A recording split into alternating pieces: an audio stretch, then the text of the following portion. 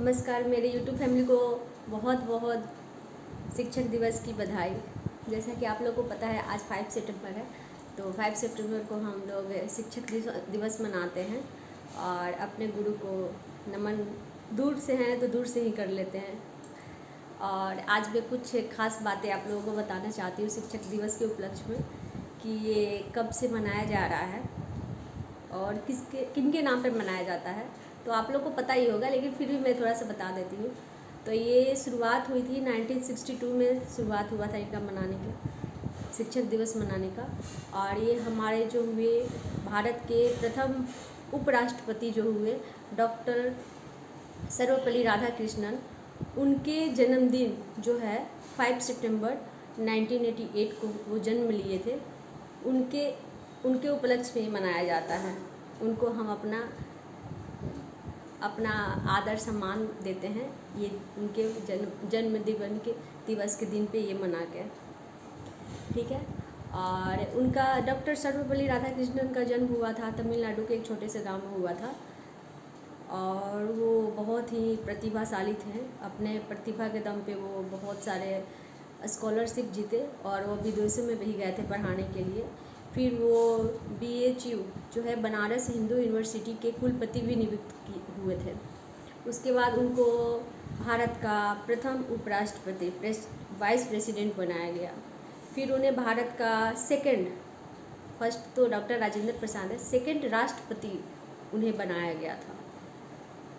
उन्हें सोवियत संघ का राजदूत भी बनाया गया था और उनको 1954 में भारत रत्न से भी नवाजा गया था। ये हो गई डॉक्टर सर्वपल्ली राधाकृष्णन के बारे में हो गया, ठीक है। और कुछ मैं अपने भारत के बारे में बताना चाहती हूँ। जैसा कि आज शिक्षक दिवस है तो शिक्षा से रिलेटेड ही मैं कुछ बताऊँगी। तो आज हम लोग सब लोग हमारे देश के बच्चे जाते हैं विदेशों में पढ़ने जाते हैं, डॉक्टरी इंजीनियरिंग का डिग्री लेने जाते हैं, विदेशों में पढ़ने जाते हैं कि मैं विदेश से पढ़ के आ रहा हूँ। बहुत अपने आप को प्राउड फील करते हैं, उनकी फैमिली भी और बच्चे भी, कि मैं विदेश से पढ़ के आया हूँ। लेकिन एंशिएंट टाइम से हमारे भारत में, हमारे इंडिया में फॉरेन से लोग पढ़ने आते थे, है ना। तो कितनी गर्व की बात है। अभी नहीं, ये तो नया युग हो गया। एंशिएंट टाइम से हम विदेशों से लोग जैसे चाइनीज़, यूरोपियंस, वो लोग शिक्षा ग्रहण करने आते थे हमारे भारत में। और स्पेशली हमारा जो बिहार है, बिहार में आते थे। जैसे नालंदा यूनिवर्सिटी हो गया, विक्रमशिला यूनिवर्सिटी हो गया, तो वहाँ पे जैसे फाहियान, हुआनसेन, ये लोग वहाँ पे शिक्षा ग्रहण किए हैं। तो कितनी गर्व की बात है हमारे भारत के लिए। भारत हमारा एक विश्व गुरु है और ये बहुत एंशिएंट टाइम से विश्व गुरु रहा है। इसलिए हमें अपने भारत के प्रति बहुत आदर रखना चाहिए।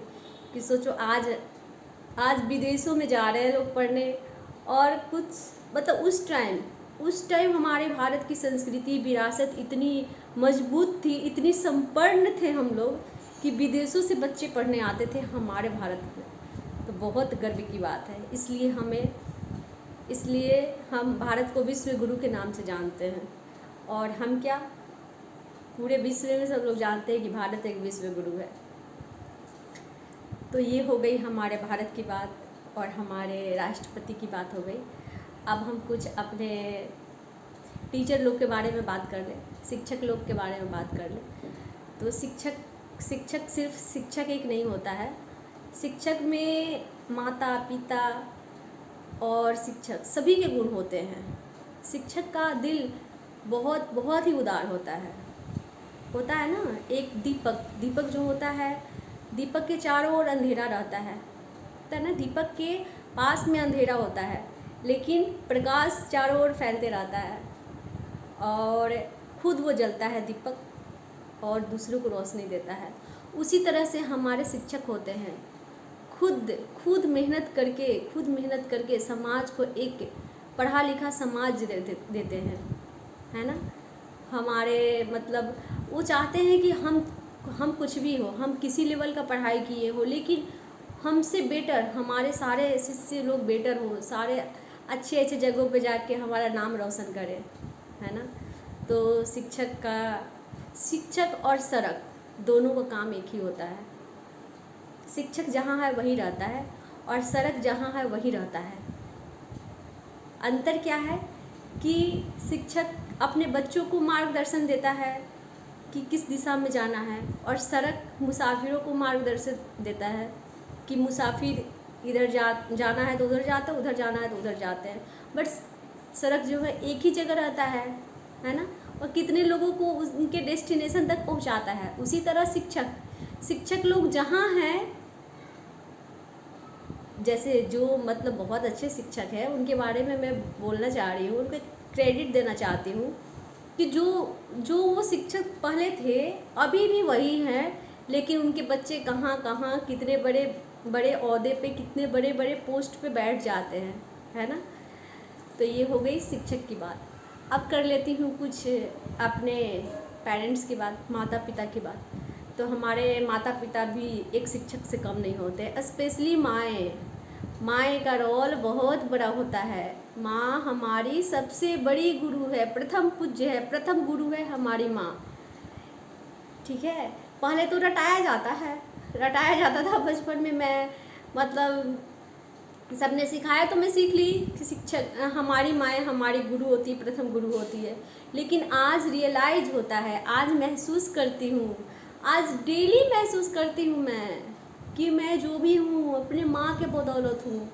माँ हमारी प्रथम गुरु होती है। माँ का संस्कार, माँ का वचन, माँ का जो ज्ञान होता है वो हमें बुढ़ापे तक याद रहता है। कुछ भी गलती करते हैं तो याद आता है कि अरे मेरी माँ ऐसे बोलती थी। बचपन, मुझे तो स्पेशली बचपन का भी बात कुछ याद रहता है। माँ मुझे जैसे पढ़ाती थी, तो मेरे लिए माँ का तो बहुत बहुत क्रेडिट है। माँ का मेरे जीवन में बहुत प्रभाव है। मैं इसलिए नहीं कर रही हूँ कि मेरी माँ मुझे पढ़ाती थी बचपन में तो मैं उन्हें ये क्रेडिट दे रही हूँ, नहीं। जो जिनकी माँ नहीं भी पढ़ाती है ना, तो माँ के जो वचन होते हैं ना, माँ के जो संस्कार होते हैं वो पढ़ाई से लाख दुगना ज़्यादा होते हैं। माँ जो सिखाती है ना, वो पढ़ाई तो अलग है, माँ का जो संस्कार है, जो माँ ने सिखाया है बच्चों को, वो उसका वैल्यू करोड़ों में लगाया जा सकता है, करोड़ों में भी नहीं लगाया जा सकता है ना। तो इसमें एक प्रसंग आता है जो मुझे अभी सडनली याद आ गया कि माँ क्या है ना, माँ अपने बच्चों को हमेशा कमर पे बैठाती है। आप लोगों को भी कभी बचपन में याद होगा तो माँ आपको कमर पे बैठाती होगी, बहुत बचपन में बैठाती है। तो हम लोग देखते हैं, आसपास देखते हैं कि माँ अभी भी कमर पे बच्चों को बैठाती है। क्यों बैठाती है? क्योंकि कमर माँ का जो होता है, चाहे किसी का भी कमर थोड़ा वो गदगद टाइप का होता है, बैठने पे गड़ता नहीं है बच्चों को, तो एकदम अच्छे से माँ बैठाती है कमर पे। और पिता जो होता है, पिता थोड़ा सा हार्ड डिसीजन लेते हैं, अपने बच्चों को लिए हार्ड डिसीजन लेते हैं। वो आराम नहीं देते हैं, वो अपने कंधे पे बैठाते हैं, है ना। कोई भी पिता अपने कंधे पे बैठाते हैं बच्चों को। क्यों बैठाते हैं? क्योंकि वो उनको पता है कि मेरे कंधे पे मेरा बच्चा बैठेगा तो ये गड़ेगा, है ना। थोड़ा सा हार्ड, थोड़ा सा नहीं, बिल्कुल हार्ड होता है, हड्डी होता है यहाँ पे, तो गड़ेगा मेरे बच्चों को, जो दुखेगा मेरे बच्चों को। लेकिन फिर भी कहते हैं ना कि उनका थोड़ा हार्ड हृदय होता है, माँ से हार्ड होता है हृदय। तो वो सोचते हैं कि मैं जितना दूर देखा हूँ ना, मैं जितना सक्सेस बना हूँ ना, मेरे बच्चे उससे भी ऊपर जाएं, मेरे बच्चे उससे भी ऊपर सक्सेस करें, है ना। वो दिखाना चाहते हैं कि मैं जितना तक देखा हूँ बेटा या बेटी, तुम उससे भी ऊपर देखो, है ना। माँ पिता का ये होता है। लेकिन गुरु का सबसे ज़्यादा हार्ड हृदय होता है गुरु का। वो बच्चों को संस्कार देना चाहते हैं, सिखाना चाहते हैं, ज्ञान देना चाहते हैं कि तू अपने पैरों पे खड़ा रहो। ना वो कमर पे बैठाते हैं, ना वो कंधे पे बैठाते हैं, वो उसको अपने पैरों पे खड़ा होना सिखाते हैं। छोटा बच्चा भी रहता है ना, तो बोलते हैं कि इसको स्कूल भेजना है। माँ, जैसे हमारे गांव में, जैसे हम पहले बचपन में बहुत छोटे में, हमारे जो टीचर थे वो हमें घींच के लेकर जाते थे। हम स्कूल नहीं जाते थे तो हमारे टीचर हमारे घर पहुंच जाते थे और खींच कर ले जाते थे।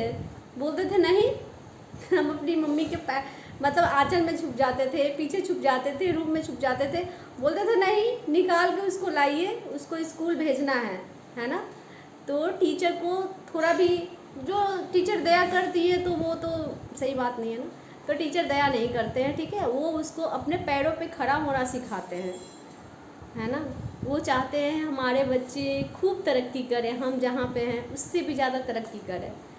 तो टीचर का बहुत ज़्यादा महत्व होता है, सभी के जीवन पे होता है ना। तो बस इसी के साथ मैं आप लोगों को बहुत बहुत धन्यवाद कहना चाहती हूँ हमारे चैनल को इतना सपोर्ट देने के लिए। और अगर हमारी कुछ बातें अच्छी लगी हो तो प्लीज़ कमेंट में लिख दीजिएगा और लाइक कर दीजिएगा, और जो नए हैं वो हमारे चैनल को सब्सक्राइब कर दीजिएगा, ठीक है। तो कुछ बातें थी जो मैं आप लोगों के साथ शेयर कर दी। अगर कुछ गलती हो, कुछ त्रुटि हुई हो तो उसके लिए मैं क्षमा मांगती हूँ, ठीक है। Happy teachers day.